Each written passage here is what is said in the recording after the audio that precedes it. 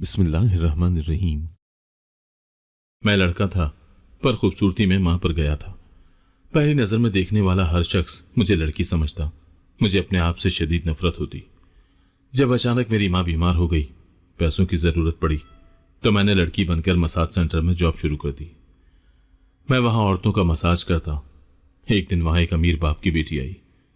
मैं उसे मसाज देकर जो ही बाहर गया, वो चीखने लगी और बोली, मेरी सोने की अंगूठी चोरी हो गई। उसके ये कहते ही जो ही वहां की औरतों ने मेरी तलाशी ली। दरवाजे पर मुसलसल दस्तक हो रही थी। इससे पहले कि मैं जाकर दरवाजा खोलता, बाबा ने मुझे सख्ती से मना कर दिया। उस वक्त बाबा बहुत घबराए हुए थे और उनके कपड़े पसीने से तर थे। अम्मा, जो मेरी छोटी बहन को चुप करवाने की कोशिश कर रही थी, वो बोली, जमील, दरवाजा तो खोलने दे, न जाने कौन इतनी देर से दस्तक दे रहा है और ये आपके इस कदर पसीने क्यों छूट रहे हैं। बताएं तो सही, आखिर बात क्या है? कौन है दरवाजे पर जिसके डर से आप दरवाजा खोलने से मना कर रहे हैं? बाबा अपने माथे पर आई पसीने की बूंदों को साफ करते हुए बोले, फायजा, मुझसे बहुत बड़ी गलती हो गई है, लेकिन मेरा यकीन करो, ये सब मैंने जानबूझकर नहीं किया।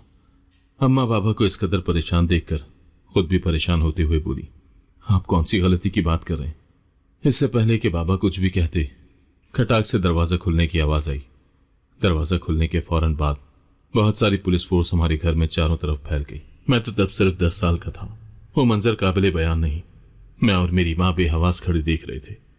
मैं सहमा अपने बाबा को पुलिस के साथ जाते हुए देख रहा था। बाबा अपनी बेगुनाही की दुआइयां देते रहे, मगर पुलिस वालों ने उनकी एक न सुनी। अम्मा रोती हुई बाबा के पीछे तक गई। पुलिस वालों ने बाबा को गाड़ी में बिठाया तो बाबा बोले, फायजा, मैंने कुछ नहीं किया, मैं बेगुनाह हूं। अम्मा ने जल्दी से बाबा के वकील को फोन किया और उसे सारी सूरत हाल बताई। वकील ने उस वक्त आने से इनकार कर दिया क्योंकि रात काफी हो चुकी थी। वो बोला, इस वक्त तो जमील साहब की जमानत भी नहीं हो सकती। मैं सुबह आकर देखूंगा कि क्या कर सकता हूं, आप फिक्र न करें। उस रात मैंने अम्मा को इस कदर बेबस और मजबूर देखा। बेबसी की वजह से उनकी आंखों से आंसू बहने लगे। अम्मा के आंसू देखकर मेरे दिल को कुछ हुआ। मैं जल्दी से जाकर अम्मा के कदमों में बैठ गया। अम्मा, आप मत रोएं, बाबा बहुत जल्द घर आ जाएंगे। मैं अपने दोनों हाथों से अम्मा का चेहरा साफ करने लगा, जो कि रोने की वजह से आंसुओं से तर था। अम्मा ने मेरे दोनों हाथ थाम लिए और हिचकियों के साथ रोते हुए मुझे अपने साथ लगा लिया। हसन, अगर तुम्हारे बाबा को कुछ हो गया तो हम क्या करेंगे, कहाँ जाएंगे? उनके सिवा तो हमारा कोई नहीं है। रात भर मैं भी अम्मा के साथ जागता रहा। थकावट के बायस अम्मा की आंखें बोझल सी इस गहरी होती रात का हिस्सा लग रही थी। रात भर मैं भी अम्मा के साथ जागता रहा। थकावट के बायस अम्मा की आंखें बोझल सी इस गहरी होती रात का हिस्सा लग रही थी। सुबह होते ही अम्मा वकील का इंतजार किए बगैर हम दोनों बहन भाइयों को आया के हवाले करती हुई घर से निकल गई। वो हर सूरत बाबा को रिहा करवाना चाहती थी। अम्मा ने जाते हुए रास्ते में वकील को कॉल की तो वो भी थाने पहुंच गया। वकील ने बाबा की जमानत करवाना चाही, मगर बाबा की जमानत रद्द कर दी गई। सुबह से शाम हो गई, मगर मैं बहुत बेताबी से बाबा के घर आने का इंतजार कर रहा था। जब मेरी नजर दरवाजे पर गई तो मैंने अम्मा को अकेले आते हुए देखा, जिससे मैं समझ गया कि अब्बा अभी तक रिहा नहीं हुए। आने वाले कुछ ही दिनों में हमारी जिंदगी बदल गई। बहुत बड़ी कयामत थी जो हमारे घर पर टूटी। मेरे बाबा का वसी पैमाने पर बिजनेस था, जिसमें उनके एक दोस्त के शेयर थे। शुरू में जब बाबा ने बिजनेस स्टार्ट किया तो बहुत सी मुश्किलात उनके रास्ते में आई। बाबा ने दिन रात मेहनत से अपने बिजनेस को बुलंदियों पर पहुंचा दिया। बाबा का दोस्त जफर, जो कि उनके कॉलेज का फ्रेंड था, कई अरसे बाद उसकी मुलाकात बाबा से हुई। इधर उधर की बातें करते हुए बाबा ने अपने दोस्त से पूछा, जफर, आजकल क्या करते हो? तो बाबा का दोस्त बोला, जमील, मैं सोच रहा हूं कि अपना कोई छोटा मोटा सा कारोबार शुरू कर लूं, मगर समझ ही नहीं आता कि क्या करूं। बाबा बोले, करने को तो बहुत से बिजनेस हैं, अब मुझे ही देख लो। पहले मैंने अपना छोटा सा बिजनेस शुरू किया और दिन रात की मेहनत से आज मेरा बिजनेस आसमान की बुलंदियों को छू रहा है। बाबा का दोस्त जफर बोला, जमील, अगर बुरा ना मानो तो मैं तुमसे एक बात कहूं। बाबा बोले, हाँ हाँ, क्यों नहीं। बाबा का दोस्त बोला, मेरे पास जितनी रकम है वो मैं तुम्हारे बिजनेस पर लगा देता हूं। इस रकम के हिसाब से जितनी भी प्रॉफिट होगी तो मुझे दे दिया करना। बाबा को अपने दोस्त के माली हालात की बखूबी खबर थी, इसीलिए उन्होंने फौरन से हामी भर ली। लेकिन बाबा इस बात से बेखबर थे कि वो आस्तीन का सांप पाल रहे हैं। पहले पहल तो जफर अंकल कभी कभार ऑफिस आ जाया करते, लेकिन फिर आहिस्ता आहिस्ता वो ऑफिस के मामलात में दिलचस्पी लेने लगे। कुछ ही अरसे में उसने बाबा के दिल में अपने लिए एतमाद पैदा कर लिया। अब बाबा ने जो भी डील करनी होती वो जफर अंकल को अपने साथ लेकर जाते, या कभी दूसरे शहर जाना पड़ता तो वो ऑफिस के तमाम मामलात जफर अंकल के सुपुर्द करके बेफिक्र होकर चले जाया करते। बाबा ने जफर अंकल पर आंखें बंद करके एतमाद किया। अम्मा अक्सर बाबा से कहा करती कि अपने पार्टनर्स पर इतना भी भरोसा अच्छा नहीं है। आजकल लोग पैसा देखकर गिरगिट की तरह रंग बदलते हैं। लेकिन बाबा अम्मा की बातों पर बिल्कुल कान न धरते। उन्हें तो बस अपने दोस्त में अच्छा ही नजर आती। वो कहते कि जफर के आने से मेरा बोझ हल्का हो गया है, तुम फिक्र मत करो, जफर ऐसा नहीं है, मैं उसे स्कूल के जमाने से जानता हूं। आहिस्ता आहिस्ता बाबा ने ऑफिस जाना कम कर दिया। अब सारा कुछ, लेन देन के सारे मामलात जफर अंकल के सुपुर्द थे। उन्होंने बाबा से ज्यादा बिजनेस में महारत हासिल कर ली। और फिर एक दिन वो हुआ जिसका किसी को भी यकीन नहीं था। बाबा बिजनेस के सिलसिले में कराची गए तो वहां उनको मालूम हुआ कि उनके दोस्त ने उनके साथ गद्दारी की है। जिनके साथ बिजनेस डील थी उनसे जफर अंकल ने एक भारी रकम वसूल की और वो कॉन्ट्रैक्ट जो बाबा को मिलने वाला था वो जफर अंकल ने खुद ले लिया। बाबा वापस आए तो वहां सब कुछ ही बदल चुका था। दरवाजे पर खड़े गार्ड ने बाबा को रोक लिया। बाबा उसके गिरेबान पकड़ते हुए बोले, तुम होते कौन हो मुझे अंदर जाने से रोकने वाले? ये मेरा ऑफिस है। जफर अंकल जो उस वक्त वहां से गुजर रहे थे बाबा को देखकर बोले, जमील, ये तुम्हारा ऑफिस था, अब ये सब कुछ मेरा है और मेरी इजाजत के बगैर तुम अंदर नहीं आ सकते। बाबा तो जैसे सकते में चले गए। उनको अपनी आंखों देखे और कानों सुने पर यकीन नहीं आ रहा था। वो दोस्त जिसे उन्होंने मुश्किल वक्त में सहारा दिया, जिस पर भरोसा किया, उसी ने ऐसा डसा कि हम घर से बेघर हो गए। बहुत से कॉन्ट्रैक्ट थे जो बाबा ने लिए हुए थे। जफर अंकल ने उन सबसे भारी रकम लेने के बाद कोई राब्ता न किया। सारा इल्जाम बाबा के सर आ गया। धोखाधड़ी के केस में बाबा को पुलिस पकड़कर ले गई। बाबा बेगुनाह होने के बावजूद जेल में गुनहगारों की जिंदगी गुजारने लगे। मुश्किल की इस घड़ी में गैर तो गैर अपनों ने भी हमारा साथ छोड़ दिया। ऑफिस के साथ साथ हमारा घर भी हमसे छीन लिया गया। अम्मा ने जफर अंकल की बहुत मिन्नतें की कि आपने हमसे सब कुछ छीन लिया, बदले में मैं आपसे सिर्फ जमील मांगती हूं। जमील ने आपके लिए क्या कुछ नहीं किया, मगर आपने उसे धोखा दिया। जफर अंकल शर्मिंदा होने के बजाय सीना तानकर अम्मा के सामने खड़ा था। वो बोला, जो बीत चुका है मैं उसके बारे में बात नहीं करना चाहता, लेकिन तुम लोगों पर तरस खाकर मैं इतना कर सकता हूं कि जमील को रिहा करवा दूं। अम्मा जाने के लिए मुड़ी तो जफर बोला, मैंने तुम लोगों से सर्वेंट क्वार्टर नहीं लिया। मैंने सोचा कि अगर मैंने तुम लोगों से वो भी छीन लिया तो तुम लोग बेचारे कहां जाओगे, कहां सड़कों पर जलीलो ख्वार होते फिरोगे। अम्मा इतने में ही खुश थी कि जफर बाबा को रिहा करवा देगा, क्योंकि उनकी जिंदगी का कुल असासा बाबा ही थे। शुरू से ही अम्मा बहुत साबिर थी। मुश्किल से मुश्किल हालात का मुकाबला करना वो अच्छे से जानती थी। जिस दिन हम अपने घर से निकले तो हमें सिर्फ अपना जरूरी सामान उठाने की इजाजत बहुत मुश्किल से मिली। अम्मा सामान समेट रही थी और साथ साथ अपनी आंखों में आए आंसू अपने पल्लू से साफ करती हुई चारों तरफ देख रही थी। उन्होंने कभी ये गुमान भी नहीं किया था कि वो घर जिसे उन्होंने अपने हाथों से सजाया था और जिस घर से उनकी बहुत सी यादें वाबस्ता थी उन्हें छोड़ना पड़ेगा। उस दिन मैंने देखा मेरी मां बहुत गमगीन थी। मैं चाहते हुए भी उनके गम का अजाला नहीं कर सकता था। मुझे परेशान देखकर अम्मा अपने साथ लगाते हुए बोली, कुछ नहीं हुआ, हम लोग बस कुछ देर वहां रहेंगे, उसके बाद वापस अपने घर आ जाएंगे। इतना तो मैं भी समझता था कि अब हम कभी भी अपने घर वापस नहीं आएंगे। मैंने और अम्मा ने सामान समेटा और वो घर हमेशा के लिए छोड़कर सर्वेंट क्वार्टर चले गए। जाते हुए अम्मा ने मुड़कर अपने आलीशान घर को देखा और बोझल कदमों के साथ आगे बढ़ गई। जिंदगी में ये दूसरी दफा था जब अम्मा सर्वेंट क्वार्टर में आई। यह हिस्सा अम्मा ने खास बाबा को कहकर मुलाजिमों के लिए तामीर करवाया था। क्वार्टर इस कदर गंदा और गर्दो गुबार से भरपूर था कि वहां पर सांस लेना मुश्किल हो रहा था।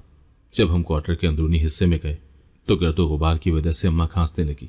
वो अपने मुंह पर कपड़ा रखते हुए जल्दी से बाहर आई, क्योंकि शुरू से ही उन्हें गर्दो गुबार से एलर्जी थी। इतने में वहां हमारी मुलाजमा रजी आई। वो बोली, फायजा बाजी आप इधर बैठे, मैं जल्दी से सफाई कर देती हूँ। मगर बाजी इस बात का जफर साहब को बिल्कुल भी पता न चले, वरना मेरी नौकरी चली जाएगी, क्योंकि जफर साहब ने आपके साथ किसी भी किस्म का राब्ता रखने से मना किया है। मगर बाजी मैंने तो आपका नमक खाया है। अगर मेरी मजबूरी न होती तो मैं कभी भी जफर साहब के घर नौकरी न करती। ऐसे लालची और बददियानती इंसान के घर काम करना मेरी मजबूरी है। रजिया अपनी कमर पर अपना दुपट्टा बांधते और हाथ में झाड़ू पकड़े सर्वेंट क्वार्टर के अंदरूनी हिस्से की तरफ चली गई। अम्मा उसे जाते हुए देखकर सोच रही थी कि नस्ली लोग मुश्किल घड़ी में साथ जरूर देते हैं। रजिया ने इस कदर अच्छे से साफ सफाई की कि सर्वेंट क्वार्टर शीशे की तरह चमक उठा। साफ सफाई करने के बाद रजिया अपने दुपट्टे से चेहरे पर आया पसीना साफ करते हुए बोली, फायजा बाजी, अब मैं चलती हूं। अम्मा ने अपने परस में से कुछ पैसे निकाले और रजिया की तरफ बढ़ाए। रजिया, ये रख लो। रजिया अम्मा का हाथ वापस अम्मा की तरफ करते हुए बोली, नहीं बाजी, मैं जानती हूं आप लोग इस वक्त किन हालात से गुजर रहे हैं, मैं ये पैसे नहीं ले सकती। अम्मा बोली, लेकिन रजिया तुमने मेहनत की है, इतना तो तुम्हारा हक बनता है। रजिया बोली, बाजी अभी अपने पास रख लें, अगर कभी मुझे जरूरत पड़ी तो मैं आपसे खुद मांग लूंगी। ये कहते हुए रजिया वहां से चली गई। मैंने और अम्मा ने सामान उठाया और सर्वेंट क्वार्टर में चले गए। अपने वादे के मुताबिक जफर ने अगले दिन बाबा को रिहा करवा दिया। जब बाबा घर आए तो अम्मा से नजरें चुरा रहे थे। उनके चेहरे पर शिकस्त वाज़ेह दिखाई दे रही थी। अम्मा आगे बढ़ी, अब्बा के कंधे पर हाथ रखते हुए बोली, आप मुझसे नजरें क्यों चुरा रहे हैं? इसमें आपकी कोई गलती नहीं, मैं जानती हूं। बाबा एकदम से उठ खड़े हुए। नहीं फायजा, मुझसे बहुत बड़ी भूल हो गई जो मैंने जफर जैसे इंसान पर भरोसा किया और अपना सब कुछ उसके हाथों में सौंप दिया। मैं नहीं जानता था कि वो इस कदर घटियापन का मुजाहरा करेगा। अम्मा बोली, तो अब आप क्या करेंगे? अब्बा गुस्से से अपनी मुट्ठियों को भींचते हुए बोले, फायजा, ये बिजनेस बहुत मेहनत से खड़ा किया था, मैं ऐसे ही जफर को ये सब कुछ हड़प नहीं करने दूंगा। ये मेरी बरसों की कमाई है जिस पर वो ऐश कर रहा है। लेकिन दुख तो मुझे इस बात का है कि जफर के साथ साथ मेरे इर्द गिर्द और भी बहुत से लोग हैं जिन्होंने मुझसे गद्दारी की। अपनी एक छोटी सी गलती की बिना पर आज मैं खाली हाथ खड़ा हूं। अम्मा बोली, जमील, क्या हुआ अगर जफर ने हमसे हमारी दौलत ही छीनी है? हमसे हमारी किस्मत तो नहीं छीनी। जो भी जितना भी है, अब हमें इसी में खुश रहना है। अम्मा अपने इर्द गिर्द बड़ी सी शाल लपेटते हुए पर्स उठाते हुए बोली, मैं बाजार जा रही हूं, खाने के लिए कुछ जरूरी सामान ले आऊं, क्योंकि घर में खाने के लिए कुछ भी नहीं है। बाबा बेबसी से अम्मा की तरफ देखने लगे। अम्मा की ऐसी हालत देखकर बाबा को अंदर ही अंदर नादामत हो रही थी। उनकी इस कदर खूबसूरत बीवी किसी मुरझाए हुए फूल की मानिंद लग रही थी। अम्मा का चेहरा देखकर लगता था जैसे वो मीलों की मुसाफत तय करके आई हैं। बाबा जानते थे कि अम्मा अंदर से टूट चुकी हैं। वो अपनी हालत बाबा पर इसलिए जाहिर नहीं होने दे रही थी क्योंकि वो बाबा को कमजोर नहीं देखना चाहती थी, वरना बाबा को देखकर अम्मा का दिल कट कर रह गया था। कुछ महीनों तो अम्मा के पास जो पैसे थे उन पर गुजर बसर होता रहा। आहिस्ता आहिस्ता घर में खाने पीने के लाले पड़ने लगे। एक दिन अम्मा बाबा से बोली, जमील, आप कोई नौकरी क्यों नहीं तलाश कर लेते? आप पढ़े लिखे हैं, कहीं ना कहीं तो आपको नौकरी मिल ही जाएगी। मेरे पास जो रकम थी वो तो खत्म हो चुकी, अब आगे के लिए हमें सोचना होगा कि क्या करना है। बाबा आहिस्तगी से सर हिलाते हुए बोले, मैं कल ही नौकरी तलाश करने के लिए जाऊंगा। आज बाबा का इंटरव्यू था। बाबा ने जल्दी से अपने जरूरी कागजात समेटे, मुझे प्यार किया। आवाज देकर अम्मा को मुखातिब करते हुए बोले, फायजा, मैं जा रहा हूं। अम्मा बोली, जमील, नाश्ता तो करते जाएं। बाबा बोले, नहीं, मैं लेट हो जाऊंगा। मैं नहीं चाहता कि मैं ये मौका भी अपने हाथों से गंवा दूं। पहले ही मैं अपनी लापरवाही की वजह से सब कुछ खो चुका हूं। अच्छा, मैं चलता हूं। बच्चों का और अपना ख्याल रखना। मैं जल्द वापस आ जाऊंगा। अभी बाबा को घर से गए हुए सिर्फ 2 घंटे ही गुजरे थे कि हमारे दरवाजे के सामने एक एम्बुलेंस आई। दरवाजे पर दस्तक दी गई तो अम्मा ने दरवाजा खोला। दरवाजे पर नौजवान लड़का खड़ा था। वो अम्मा को आईडी कार्ड दिखाते हुए बोला, क्या आप इन्हें जानती हैं? अम्मा बोली, ये मेरे शौहर है, लेकिन हुआ क्या है? एम्बुलेंस देखकर अम्मा के चेहरे पर हवाइयां उड़ी हुई थी। अम्मा बोली, प्लीज मुझे बताएं, सब ठीक तो है ना? एम्बुलेंस में से बाबा को बाहर लाया गया। बाबा को स्ट्रेचर पर लिटा के ऊपर सफेद कपड़ा दिया गया था। अम्मा भागते हुए स्ट्रेचर के पास गई। वो बेयकीनी से इधर उधर देखते हुए बोली, ये सब क्या है? ये आप किसे उठा कर लाए? ये मेरा शौहर नहीं हो सकता। वो तो नौकरी के लिए गए थे, अभी कुछ ही देर हुई है। वो इतनी जल्दी कैसे लौट कर आ सकते हैं? तो पुलिस एहलकार बोला, बीबी, आप एक दफा मैयत का चेहरा तो देख लें। ये आईडी कार्ड हमें इनकी जेब से मिला है और साथ में ये कुछ कागजात भी हैं। वो सब देखकर अम्मा 2 कदम पीछे हटी। मैं साइड पर खड़ा ये सब देख रहा था। हवा चल रही थी। सफेद कपड़ा उड़ा तो मुझे बाबा की कलाई पर लगी हुई घड़ी नजर आई। मैं भागकर अम्मा के पहलू से लिपट गया। बाबा की तरफ इशारा करते हुए बोला, अम्मा, वो बाबा है अम्मा अपने दोनों हाथों से ना करती हुई बोली, नहीं, ये नहीं हो सकता। तुम्हारे बाबा हमें छोड़कर नहीं जा सकते। उनके बिना हम किसके सहारे जिएंगे। मैं अम्मा का हाथ थामे बाबा की मैयत की तरफ ले जा रहा था। अम्मा को तो जैसे किसी चीज की होश ही न रही। बाबा का चेहरा देखकर वो एकदम से चीख उठी। वो बाबा का हाथ थामे उन्हें हिलाते हुए बोली, जमील उठे, क्या हो गया है आपको? आप यूं छोड़कर मुझे नहीं जा सकते। अम्मा अपने हवासों से बेगाना हो चुकी थी। रो रो कर अम्मा की आंखें सुर्ख हो गईं। वो बाबा की जुदाई के बारे में अम्मा सोच भी नहीं सकती थी। जब बाबा को तदफीन के लिए ले जाया गया तो अम्मा तड़प उठी। वो किसी को भी मैयत के करीब नहीं आने दे रही थी। मैं जानता था कि मेरी मां किस कर्ब से गुजर रही है। कुछ औरतों ने अम्मा को संभाला। अम्मा बोली, नहीं लेकर जाओ, मैं जमील को नहीं जाने दूंगी। अम्मा रोती रही, चीखती चिल्लाती रही, मगर किसी ने अम्मा की न सुनी। कोई सुनता भी तो कैसे। ये तो अल्लाह के बनाए गए कानून है और उनके मुताबिक हर जानदार को एक न एक दिन इस दुनिया से जाना ही पड़ता है। मैं भागता बाहर तक बाबा की मैयत के पीछे गया और अम्मा के सीने से लगकर बिलक बिलक कर रोया। अम्मा, मुझे बाबा के पास जाना है। अम्मा मुझे सीने से लगाए शिद्दत से रोने लगी। बेटा, अब तुम्हारे बाबा कभी नहीं आएंगे। वो हमेशा के लिए हमें तन्हा छोड़कर चले गए। वो मेरे माथे पर बोसा लेते हुए बोली, तुम्हारे बाबा ने पता है मुझे क्या कहा था? उन्होंने कहा था कि कभी भी बिलाल को रोने मत देना। तुम तो अपने बाबा के बहादुर बेटे हो। उस वक्त भी मेरी अम्मा खुद इतने दुख में होने के बावजूद मुझे हौसला दे रही थी। बाबा को इस दुनिया से गए हुए काफी महीने गुजर चुके थे। हमारे घर खाने के इस कदर लाले पड़ चुके थे कि नमक मिर्च तक घर से खत्म हो गया। मेरी छोटी बहन दूध ना मिलने की वजह से बिलक रही थी। अम्मा ने उसे चुप करवाने की हर मुमकिन कोशिश की, मगर वो भूख की सताई रोती रही। हम लोग 2 दिन और 1 रात से भूखे थे।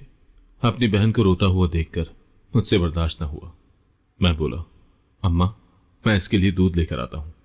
अम्मा बोली, लेकिन बिलाल, पैसे तो हैं ही नहीं। पैसे के बगैर भला कौन देगा दूध? मैं बोला, अम्मा, मैं किसी से मांग लूंगा। देखिए ना, छोटी कितना रो रही है। इतने में रजिया अंदर आई, जो कि बाहर खड़ी मेरी और अम्मा की बातें सुन रही थी। वो बोली, फायजा बाजी, गुड़िया इतना क्यों रो रही है? तो अम्मा की आंखों से खामोश आंसू बहने लगे। रजिया बोली, फायजा बाजी, मैं अच्छी तरह जानती हूं कि आपके घर के क्या हालात चल रहे हैं। वो अपने हाथ में पकड़े शॉपर अम्मा को देते हुए बोली, बाजी रख ले। अम्मा बोली, नहीं रजिया, मैं ये नहीं रख सकती। तुम्हारे बच्चे भी तो घर में भूखे होंगे। तुम ये खाना जाकर उन्हें देना, मैं कोई बंदोबस्त कर लूंगी। रजिया ने यह कहते हुए खाना अम्मा की तरफ बढ़ाया कि अपने बच्चों के लिए खाना तो मैं सुबह ही बना कर आती हूँ। आज जफर साहब के कुछ मेहमान आए हुए थे। काफी सारा खाना बच गया तो उन्होंने नौकरों में तकसीम कर दिया। फायजा बाजी, आप लोगों के मुझ पर बहुत एहसान है। मैं इस काबिल नहीं हूं कि आपके एहसानात का बदला दे सकूं। अगर आप ये खाना रख लें तो मुझे खुशी होगी। अच्छा, आप बैठे, मैं खाना निकालती हूं। मैं अपने पेट पर हाथ रखते हुए बोला, रजिया भी जल्दी लेकर आना, मुझे बहुत भूख लगी हुई है। रजिया ने जल्दी से खाना प्लेटों में निकाला और अम्मा को देते हुए बोली, बाजी खाना खा ले। अम्मा खाना अपने सामने रखते हुए बोली, रजिया, पैसा भी कितनी जालिम चीज है। अपने अच्छे से अच्छे और खूनी रिश्ते को भी दूर कर देता है। अब ये देखो, ये खाना जो मेरे सामने पड़ा है, मैं जानती हूं ये जमील की मेहनत की कमाई है। इसके बावजूद मैं ये दूसरों का एहसान समझ रही हूं। रजिया बोली, बाजी, एहसान कैसा? ये तो सभी जानते हैं कि जफर ने किस तरह आपका सब कुछ हथिया लिया। वो तो बस शराफत का चोला पहने हुए है, वरना वो बहुत कमीना इंसान है। सच कह रही हूं, अगर मेरी मजबूरी न होती तो मैं कभी भी उसके यहां काम न करती। जमील साहब की वफात के बाद भी उसे तो जरा शर्म नहीं आई कि पता नहीं आप लोग किन हालात से गुजर रहे होंगे। अम्मा अपने आंसू पोंछते हुए बोली, रजिया, हमने अपना मामला अल्लाह पर छोड़ दिया है। वक्त हमेशा एक सा नहीं रहता। अगर आज हम पर बुरा वक्त आया है, एक न एक दिन जफर अपने किए का सिला जरूर पाएगा। गुड़िया सारी रात दूध ना मिलने की वजह से रोती रही। सुबह जब गुड़िया सो रही थी, अम्मा बोली, बिलाल, गुड़िया का ध्यान रखना, मैं जरा बाहर जा रही हूं। मैं बोला, लेकिन अम्मा, मुझे डर लगेगा। अम्मा मेरे गाल थपथपाते हुए बोली, बिलाल, मैं अभी वापस आ जाऊंगी। वह अपने हाथ में पकड़े कंगन की तरफ इशारा करते हुए बोली, मैं सोनार के पास जा रही हूं। ये बेचकर गुड़िया के लिए दूध और खाने पीने के लिए सामान लेकर आऊंगी। अम्मा का वो लहजा मुझे आज भी याद है, जिसमें दिल चीर देने वाली अजियत शामिल थी, क्योंकि वो कंगन बाबा ने अम्मा को शादी का तोहफा दिया था। उस वक्त हमारे हालात इस कदर बुरे थे कि अम्मा को अपने कीमती कंगन बेचने पड़े। अम्मा बोली, ये कंगन बेचने से काफी रकम मिल जाएगी। मैं अम्मा की तरफ देखते हुए बोला, अम्मा इसके बाद हम क्या करेंगे? अम्मा मुझे खुद से करीब करते हुए बोली, बिलाल तुम फिक्र क्यों करते हो? तुम्हारी माँ है ना, मैं कुछ ना कुछ कर लूंगी। मुझसे अपनी माँ की बेबसी देखी ना जाती। मुझे इंतजार था उस दिन का जब मैं बड़ा होकर अपनी माँ का सहारा बनूंगा। और बात इस कदर थी कि मैंने पढ़ाई को खैर बात कह दिया, लेकिन मैंने खुद से वादा किया था कि मैं अपनी बहन को तालीम से महरूम नहीं रहने दूंगा। जब मैं 18 बरस का हुआ तो मैं बहुत खूबसूरत था। खूबसूरती पे मैं अपनी माँ पर गया था। पहली नजर में देखने वाला हर शख्स मुझे लड़की समझता। अक्सर आते जाते लोग मुझे तनकीद का निशाना बनाते कि लड़की होकर लड़कों जैसे कपड़े पहन रखे हैं। बाज दफा तो ऐसा भी हुआ कि आवारा लड़के मुझे लड़की समझकर मुझ पर आवाजें कसते। मैं लोगों के सामने जाने से कतराने लगा। मुझे अपने आप से शदीद नफरत होने लगी। इसी वजह से मैंने बाहर निकलना बहुत कम कर दिया। तंग आकर एक दिन अम्मा मुझसे बोली, बिलाल तुम्हें कोई फिक्र भी है? घर में किस कदर तंगी है और तुम हो के हाथ पे हाथ धरे बैठे हो। बाहर निकलो, कहीं काम का पता करो। घर बैठे ही तो रोजगार नहीं मिलता। जब तक हाथ पांव नहीं मारोगे कुछ भी हाथ नहीं आएगा। मैं गुस्से से बोला, कहाँ जाऊं? जहां भी जाता हूं लोग मुझे लड़की समझते हैं। मेरी खूबसूरती मेरे लिए वबाल बन गई है। मैं अपने दोनों हाथों से अपने बाल नोचते हुए उठ खड़ा हुआ और बाहर निकल गया। फुटपाथ पर चलते हुए मैं इर्द गिर्द के माहौल से बेगाना सिर्फ यही सोच रहा था कि आखिर कहाँ जाऊं, क्या करूं। चलते चलते अचानक मेरे पांव रुक गए। मैं एक होटल के सामने खड़ा था। होटल के सामने लोगों की बहुत बड़ी भीड़ थी। कई मर्द मेरी तरफ बहुत हैरत आमेज निगाहों से देख रहे थे। मैं उनकी नजरों को नजरअंदाज करता हुआ होटल के मालिक के पास गया। होटल का मालिक मुझे अजीब सी नजरों से सर से लेकर पांव तक देखने लगा तो मेरे अंदर सनसनाहट दौड़ गई। मालिक बोला, क्या काम है मुझसे? मैं बोला, मैं यहां काम के लिए आया हूं। मुझे काम की बहुत जरूरत है। आप जो भी काम कहेंगे मैं वो कर दूंगा। मालिक बोला, ठीक है, वैसे भी मुझे काम के लिए कुछ लोगों की जरूरत है। तुम कल काम पर आ जाना। लड़के तुम्हें समझा देंगे कि तुम्हें कौन सा काम करना है। मगर एक बात याद रखना, मैं काम में किसी भी किस्म की कोताही बर्दाश्त नहीं करता। मैं बोला, जी आपको किसी भी किस्म की शिकायत का मौका नहीं दूंगा। मैं सुबह जल्दी उठा था ताकि वक्त से पहले काम पर पहुंच जाऊं। मेरी बहन गुड़िया दौड़ते हुए मेरे पास आई और बोली, भाई जल्दी आए, अम्मा को पता नहीं क्या हो गया है, वो अपने कमरे में गिरी पड़ी है। मैं जल्दी से अम्मा के कमरे की तरफ भागा। अम्मा को देखकर मेरे दिल की धड़कन तेज हो गई। मेरे दिल से आवाज आई, नहीं, बाबा को खोने के बाद मैं अम्मा को नहीं खो सकता। मैं गुड़िया से बोला, गुड़िया जल्दी जाओ, पानी लेकर आओ। मैंने अम्मा के मुंह पर पानी के छींटे मारे। अम्मा पर कोई असर न हुआ तो मैं अम्मा को हॉस्पिटल ले गया। डॉक्टर ने चेकअप और टेस्ट करने के बाद जो बात हमें बताई उसने मुझे चौंका कर रख दिया। ये सुनने के बाद कि अम्मा के गुर्दे खत्म हो चुके हैं, मेरा दिमाग चकराने लगा। मैं दीवार के साथ टेक लगाए फूट फूट कर रो दिया। मैं डॉक्टर के सामने हाथ जोड़ते हुए बोला, डॉक्टर प्लीज मेरी अम्मा को बचा ले, इसका कोई तो हल होगा। डॉक्टर बोला, इसका सिर्फ एक ही हल है। अगर तो आप गुर्दा खरीदने की इस्तेताअत रखते हैं तो हम ऑपरेशन करके दूसरा गुर्दा ट्रांसफर कर सकते हैं। बस हमारे पास यही एक ऑप्शन है। मैं कुछ सोचते हुए बोला, आप मुझे चंद दिन की मोहलत दें, मैं सब अरेंज कर लूंगा। शाम का वक्त था। मैं सड़कों पर मारा मारा फिर रहा था कि अम्मा के इलाज के लिए रकम कहां से लाऊं, जबकि हमारे पास तो खाने के लिए भी पैसे नहीं थे। मगर कैसे भी करके मुझे अपनी मां का इलाज हर सूरत करवाना था, क्योंकि अगर वक्त पर अम्मा का इलाज ना हो सका तो कहीं बाबा की तरह वो भी। ये सोचने के खौफ से ही मेरा दिल कांप उठता। ये सोचते हुए मैंने रास्ते में पड़े पत्थर को जोर से पांव मारा तो वो दूर जा गिरा। फिर मेरे दिमाग में एक तरकीब आई। मैं दिल ही दिल में बहुत खुश हुआ और मेरे दिल ने सवाल किया, क्या ऐसा भी हो सकता है? क्या ये ठीक रहेगा? दिमाग ने दिल का साथ देते हुए कहा, आखिर इसमें बुराई ही क्या है, तुम्हें तो मेहनत ही करनी है। अगले दिन मैं एक मसाज सेंटर के सामने खड़ा था। मैंने मुकम्मल तौर पर एक लड़की का रूप धार लिया। कोई भी मुझे देखकर यह नहीं पहचान सकता था कि मैं लड़का हूं। मैंने अपनी यह पहचान अपनी मां की वजह से बनाई थी। मैं मसाज सेंटर के अंदर गया तो वहां लड़कियों और औरतों के अलावा कोई मर्द नहीं था। मुझे बहुत अजीब सा लगा। मेरा ज़मीर मुझे झंझोड़ रहा था, यह गलत है, मगर मैं भी बस था। मेरे पास कोई दूसरा रास्ता नहीं था। मैं रिसेप्शन पर गया तो वहां बैठी लड़की बोली, जी मैम, आपको किस किस्म का मसाज लेना है? मैं बोला, मैं यहाँ जॉब के लिए आई हूँ, क्या मैं यहाँ की इंचार्ज से मिल सकती हूँ? रिसेप्शन पर मौजूद लड़की बोली, वो सामने जो रूम नंबर 8 है, आप वहां चली जाएं।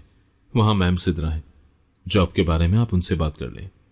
घबराहट के मारे मेरे पसीने छूट रहे थे कि कहीं मेरी चोरी पकड़ी ना जाए। मैं दुपट्टे से अपने माथे पर आया पसीना साफ करता कमरा नंबर 8 में चला गया। सामने कुर्सी पर बैठी 40 साल औरत मोबाइल कान को लगाए बैठी थी। मुझे देखकर नागवारी से बोली, क्या तुम पहली मर्तबा ऐसी जगह आई हो जो तुम्हें मालूम नहीं कि बगैर इजाजत के किसी के रूम में नहीं जाते? मैं बोला, सॉरी मैम, मुझे ध्यान नहीं रहा। वो बोली, अब आ ही गए हो तो बैठो। मैं कुर्सी पर बैठ गया। मुझे समझ नहीं आ रहा था कि मैं बात कहां से शुरू करूं। इससे पहले कि मैं कुछ कहता, मैम सिद्रा बोली, मुझे मालूम है कि तुम जॉब के लिए यहां आई हो, मगर यहां पर जॉब करने के लिए हमारे बहुत से रूल्स हैं जिन्हें आपको अपनाना होगा। मैं बोला, मैम बेफिक्र रहिए, मैं पूरी कोशिश करूंगी कि आपके मयार पर पूरा उतरूं। मैम सिद्रा बोली, कोशिश नहीं करनी, करके दिखाना है, क्योंकि बहुत सी लड़कियां मैंने इसी वजह से फायर कर दी कि वो मेरे उसूलों के अगेंस्ट थी, जो कि मुझे बिल्कुल भी पसंद नहीं। वो कुछ लम्हे खामोश रहने के बाद बोली, वैसे तुम्हारा नाम क्या है? मैं सोच में पड़ गया कि क्या नाम बताऊं। मैं अपनी घबराहट छुपाते हुए बोला, सुंबुल, मेरा नाम सुंबुल है मैम। मैम सिद्रा बोली, ये जॉब करने की वजह? मैंने उन्हें वो सब बताया जो कि हमारे साथ गुजर चुकी थी। वो सब कुछ सुनने के बाद अफसुर्दा होते हुए बोली, ये तो बहुत बुरा हुआ तुम लोगों के साथ, मगर तुम फिक्र मत करो, अगर तुम अच्छे से काम करोगी तो तुम्हें यहां तुम्हारी मेहनत से बढ़कर मिलेगा। यहां बहुत सी अमीरजादियां आती हैं, अगर मसाज उनकी तवक्को से बढ़कर किया जाए तो वो अलग से टिप देती हैं। ये सुनकर दिल ही दिल में मैं खुश हो रहा था। खुशी के साथ साथ मुझे खुद पर नदामत भी थी। खैर, अपनी मां के लिए जायज नाजायज मैं सब कुछ भूल बैठा और पैसा इकट्ठा करने की तरफ मुतवज्जा हो गया। अमीर घरानों से औरतें आया करती, मैं इस कदर अच्छे से उनका मसाज करता कि वो मुझे इनाम के तौर पर रकम दिया करती। दूसरी लड़कियों के मुकाबले में मेरी मांग बढ़ गई थी। ज्यादातर औरतें मुझसे ही मसाज करवाने का मुतालबा करती। न जाने मेरे हाथों में क्या जादू था। मेरी मांग बढ़ने की वजह से मैम सिद्रा ने मसाज की कीमत में इजाफा कर दिया। मैम सिद्रा मेरे काम से बहुत खुश थी। वो बोली, सुंबुल, तुम बहुत अच्छे से अपना काम कर रही हो। मुझे ऐसी ही लड़की की जरूरत थी जो मेरे मसाज सेंटर को बुलंदियों पर ले जाए। तुम मेरी तवक्को के ऐन मुताबिक हो। अगर तुम्हें किसी भी चीज की जरूरत हो तो बिला झिझक मुझसे मांग सकती हो। जरूरत तो मुझे इस वक्त पैसों की थी, लेकिन मुझे वो वक्त मुनासिब न लगा कि मैं मैम सिद्रा से बात करता। मैंने सोचा कि कल सुबह होते ही मैं आ जाऊंगा और मैम सिद्रा से अम्मा के इलाज के लिए उधार पैसे मांगूंगा। फिर आहिस्ता आहिस्ता अपनी तनख्वाह से कटौती करवा दिया करूंगा। ये बात मैं मैम सिद्रा से अकेले में करना चाहता था, ताकि अगर मैम सिद्रा ने इनकार कर दिया तो मुझे दूसरों के सामने नदामत ना हो।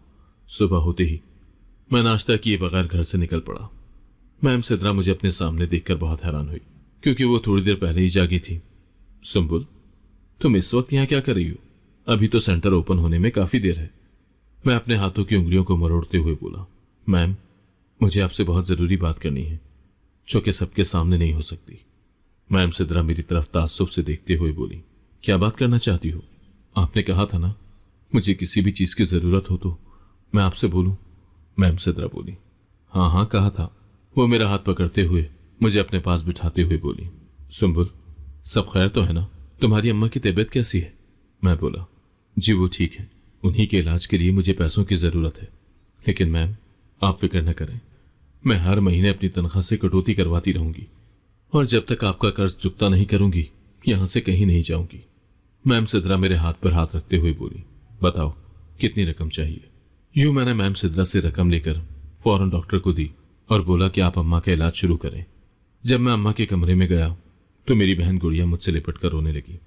वो बोली, भाई आप नहीं जानते अम्मा पूरी रात किस कर्ब से गुजरी हैं। मुझसे अम्मा को इस तकलीफ में देखा नहीं जाता। मैं फर्श पर बैठा और गुड़िया के आंसू साफ करते हुए बोला, गुड़िया रो मत, तुम तो मेरी बहादुर बहन हो। मैंने अम्मा के इलाज के लिए डॉक्टर को पैसे दे दिए हैं। अब अम्मा बहुत जल्द ठीक हो जाएंगी और हम उन्हें घर ले जाएंगे। ये सुनकर गुड़िया की आंखों में खुशी की चमक आ गई। वो बोली, सच भाई, क्या आप सच कह रहे हैं? अब अम्मा ठीक हो जाएंगी? मैं उसके गाल थपथपाते हुए बोला, हाँ बिल्कुल सच कह रहा हूं। अब तुम अम्मा के पास जाओ, मैं काम पर जा रहा हूं, और अम्मा का अच्छे से ख्याल रखना। मसाज सेंटर में रश इस कदर बढ़ गया था कि मुझे 2 घूंट पानी पीने तक का मौका न मिलता। सारा दिन मसाज कर करके मेरा खुद का पूरा जिस्म थकावट की वजह से चूर चूर हो जाता, मगर मुझे अपनी परवाह कहाँ थी। मुझे तो सिर्फ उन 2 जिंदगियों की परवाह थी जो मेरा सब कुछ थी। मैं अपनी माँ और अपनी बहन के लिए कुछ भी कर सकता था, फिर यह थकावट तो मेरे लिए बहुत मामूली चीज थी। एक दिन मसाज सेंटर में एक बहुत ही खूबसूरत और अमीर लड़की आई। रिसेप्शन पर आते ही बोली, मुझे खास किस्म का मसाज चाहिए जिससे मैं बिल्कुल रिलैक्स हो जाऊं। इसके लिए मैं आपकी तवक्को से बढ़कर पेमेंट करूंगी। तो रिसेप्शन पर मौजूद लड़की बोली, जी मैम, आप वो सामने वाले कमरे में चली जाएं, वहां मिस सुंबुल है, वो आपका फुल बॉडी मसाज करेंगी। हम श्योर कि आपको बहुत अच्छा फील होगा। वो लड़की चूंकि फर्स्ट कस्टमर थी, मैं ऑयल वगैरह की बोतलें सेट करने में मसरूफ था जब उसकी आवाज मेरे कानों में गूंजी, एक्सक्यूज मी, आप मिस सुंबुल हैं? चूंकि मेरी कमर उस लड़की की तरफ थी, मैं उसका जवाब देने के लिए मुड़ा तो उसकी तरफ देखता ही रह गया। वो इस कदर खूबसूरत थी कि अगर मेरी जगह कोई और भी होता तो उसकी खूबसूरती की दाद दिए बगैर न रहता। गोरी रंगत, बारीक होंठ, जिनके ऊपर काला तिल उसकी खूबसूरती में मजीद इजाफा कर रहा था। बारीक ऊंची नाक, उसे देखने में ऐसा लगता था जैसे सारे जहां की खूबसूरती उसमें ही आकर समा गई हो। उसे देखकर तो मैं अपनी आंखें झपकना भूल गया। वो मेरी आंखों के सामने हाथ हिलाते हुए बोली, क्या आप में सुंबुल हैं? मैंने इस बात में सर हिला दिया। वो अपने हाथ पर बंधी हुई घड़ी देखते हुए बोली, मुझे मसाज लेना है, जल्दी कीजिए, मैं पहले ही लेट हो चुकी हूं। मैं बोला, जी मैम, आइए, मैं अभी आपका मसाज कर देती हूं। मैं उस लड़की को मसाज देकर जैसे ही बाहर गया तो वो चीखने लगी और बोली, मेरी सोने की अंगूठी चोरी हो गई है। वो बोली, मैं जानती हूं, मेरी अंगूठी तुमने ही चुराई है, चुपचाप मेरी अंगूठी वापस कर दो, वरना तुम नहीं जानती मैं तुम्हारे साथ क्या करूंगी। मैं बोला, देखिए मैम, मैंने आपकी अंगूठी नहीं चुराई। चीखो पुकार सुनकर मैम सिद्रा कमरे में आई। वो लड़की मेरी तरफ इशारा करते हुए बोली, देखिए, आपके स्टाफ ने मेरी इतनी कीमती अंगूठी चुरा ली है।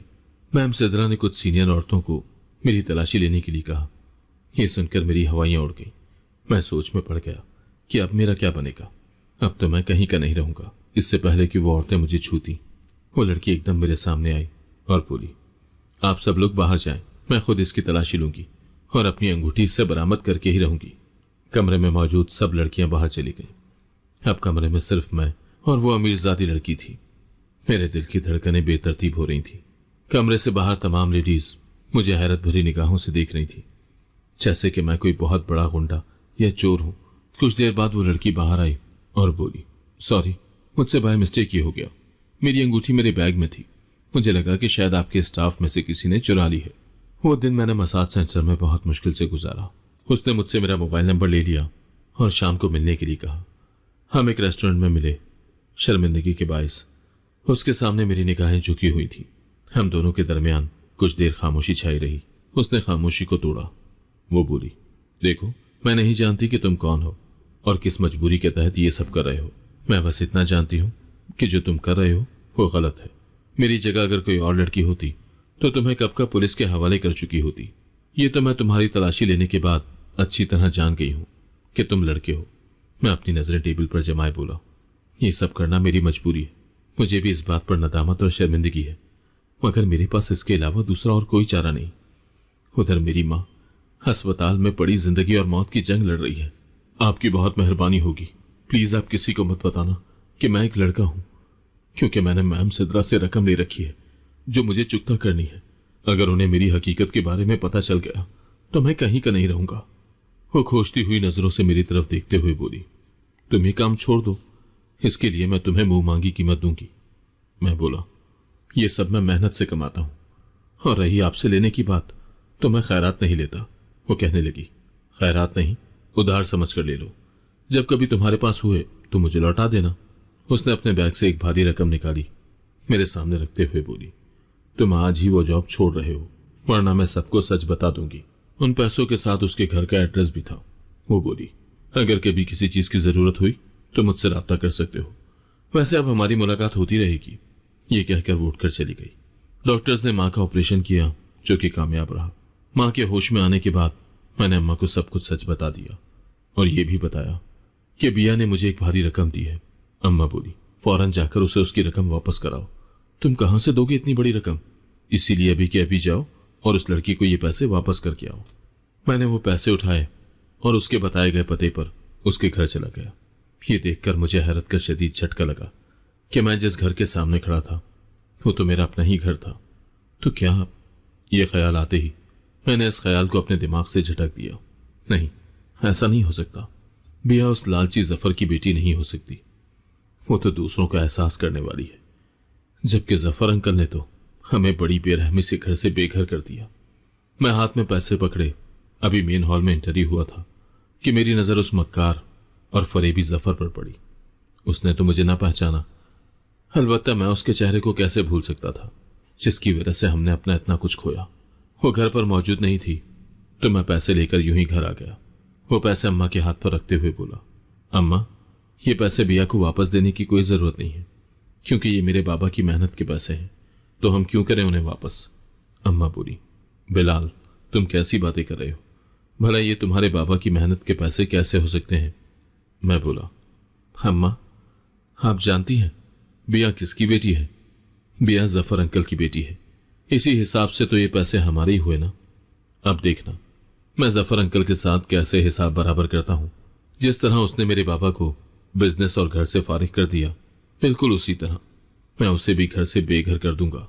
उस मुलाकात के बाद अक्सर मेरी और बिया की मुलाकातें होने लगी। मैं उसे अपनी मकरू मोहब्बत के जाल में फंसाना चाहता था, मगर मुझे उसकी जरूरत ही न पड़ी। बिया ने मुझसे खुद ही इज़हार मोहब्बत किया। मैं और बिया एक रेस्टोरेंट में मिले। मैं बोला, देखो, मेरे पास तुम्हें देने के लिए कुछ भी नहीं है, ना अच्छा घर, ना गाड़ी और ना ही कोई बैंक बैलेंस। आने वाली जिंदगी में मैं तुम्हारे मयार पर पूरा नहीं उतर सकूंगा, तो हमारे लिए यही बेहतर होगा कि हम अपनी राह जुदा कर लें। वो मेरा हाथ थामते हुए बोली, बिलाल, मैं तुमसे बहुत मोहब्बत करती हूँ, और ये मोहब्बत मैं तब से करती हूँ जब से मुझे मालूम हुआ था कि तुम लड़की नहीं बल्कि लड़के हो। मैं उससे अपना हाथ छुड़ाते हुए बोला, मोहब्बत ही सब कुछ नहीं होती, जीने के लिए और भी बहुत सी चीजों की जरूरत होती है। मैं नहीं चाहता कि जैसी जिंदगी मैं जी रहा हूं, जिस कर्ब से मैं गुजर रहा हूं, तुम भी उसी से गुजरो। तुम्हें कोई भी अच्छा लड़का मिल जाएगा। तो वो बोली, तुम फिक्र क्यों करते हो? जो मेरा है वो तुम्हारा है। वैसे भी मेरे बाबा सारी प्रॉपर्टी मेरे नाम करने वाले हैं। मैं खोजती हुई नजरों से बिया की तरफ देखते हुए बोला, हाँ, तो वो प्रॉपर्टी तुम्हारे नाम होगी। मैं तो जहां हूं वहीं खड़ा रहूंगा। तो वो कहने लगी, बिलाल, जो मेरा है वो सब तुम्हारा है। मुझे तुमसे बढ़कर कुछ भी नहीं चाहिए। मैं मोहब्बत भरी नजरों से उसकी तरफ देखते हुए बोला, देखो, प्यार तो मैं भी तुमसे बहुत करता हूं, मगर जब मैं तुम्हारा और अपना लेवल देखता हूं तो मुझे बहुत नदामत होती है। बिया ने मेरे बारे में अपने घर वालों को सब कुछ बता दिया। उसके बाबा ने कहा, मैं लड़के से मिलना चाहता हूं, लेकिन जब उनको मेरी हैसियत के बारे में मालूम हुआ तो उन्होंने इस रिश्ते से फौरन इनकार कर दिया। मगर बिया बज़िद थी कि वो मुझसे ही शादी करेगी। बिया के माँ बाप को बिया की बात मानना पड़ी। मैंने अपनी फैमिली को जफर अंकल के सामने बिल्कुल भी ना आने दिया। जो मेरा और बिया का निकाह हो गया। बिया सुर्ख लहंगे में मलबूस किसी शहजादी से कम नहीं लग रही थी। जब मेरी नजर भी उस पर पड़ी तो मैं देखता ही रह गया कि क्या कोई इस कदर भी हसीन हो सकता है। वो मेरे इस तरह देखने से कंफ्यूज हो रही थी। वो बोली, बस करे ना, मैं नर्वस हो रही हूं। मैं अपने दोनों हाथ अपने सीने पर बांधते हुए बोला, अच्छा जी, पहले तो कभी इतना नर्वस नहीं हुई। बिया बोली, आज दिन ही कुछ ऐसा है, नर्वस होना तो बनता है। उस दिन बिया को मुंह दिखाई में देने के लिए मेरे पास कुछ भी नहीं था। बिया बोली, बिलाल, कोई बात नहीं, सारी जिंदगी मुझे आपसे ही तो लेना है। वो साइड पर रखे कागजात उठाते हुए बोली, ये देखें, बाबा ने अपनी सारी प्रॉपर्टी मेरे नाम करवा दी थी और मैंने ये आपके नाम कर दी है। मैं दिल ही दिल में मुस्कुरा दिया कि जो काम मुझे इतना मुश्किल लग रहा था वो बिया ने बड़ी आसानी से खुद ही कर दिया। मैंने बिया से वो पेपर्स पकड़े और उन पर साइन कर दिए। यूं मेरे बाबा से छीनी गई उनकी सारी प्रॉपर्टी मेरे नाम हो गई। पेपर साइन करने के बाद मैं अम्मा के पास गया। अम्मा, जल्दी से अपना सामान पैक कर लें। अम्मा बोली, लेकिन बिलाल, हम कहाँ जा रहे हैं? मैं बोला, जहां से आए थे। अम्मा बोली, क्या मतलब? मैंने कहा, जल्दी से अपना सामान समेटें, मतलब आपको बाद में सब पता लग जाएगा। मैं अम्मा को लेकर घर गया तो बिया लोग बड़ी हैरत से मेरी तरफ देखने लगे। मैं बोला, बिया, ये मेरी माँ है और ये मेरी बहन गुड़िया, अब से यहीं इस घर में रहेंगी। बिया की माँ ने कुछ कहने के लिए मुंह खोला तो मैं बोला, आंटी, आज मैं आपको एक कहानी सुनाता हूं। किसी बहुत बड़े अमीर आदमी ने अपने गरीब दोस्त की मदद की, उसके शेयर अपने बिजनेस में ऐड किए, यहां तक कि अपना पूरा बिजनेस उस इंसान के भरोसे छोड़ दिया। और उस इंसान ने क्या किया? अपने उस अमीर दोस्त को धोखा दिया और धोखे से उसका सब कुछ अपने नाम करवा दिया। जफर अंकल मुझे मेरे गिरेबान से पकड़ते हुए बोले, कौन हो तुम और तुम ये सब कैसे जानते हो? मैं बोला, मैं बिलाल हूं, जमील का बेटा। देखिए ना, जिंदगी ने कैसा खेल खेला। वो सब कुछ जो मेरे बाप से आपने छीना था, आज मैंने वही सब कुछ आपकी बेटी के जरिए से आपसे छीन लिया। अब जल्दी से अपना बोरिया बिस्तर बांधे और यहां से चलते बने। ये सुनने के बाद बिया के सर पर तो जैसे आसमान टूट गया हो। वो मुझे कॉलर से पकड़कर झिंझोड़ते हुए बोली, बिलाल, तुमने मुझे धोखा दिया।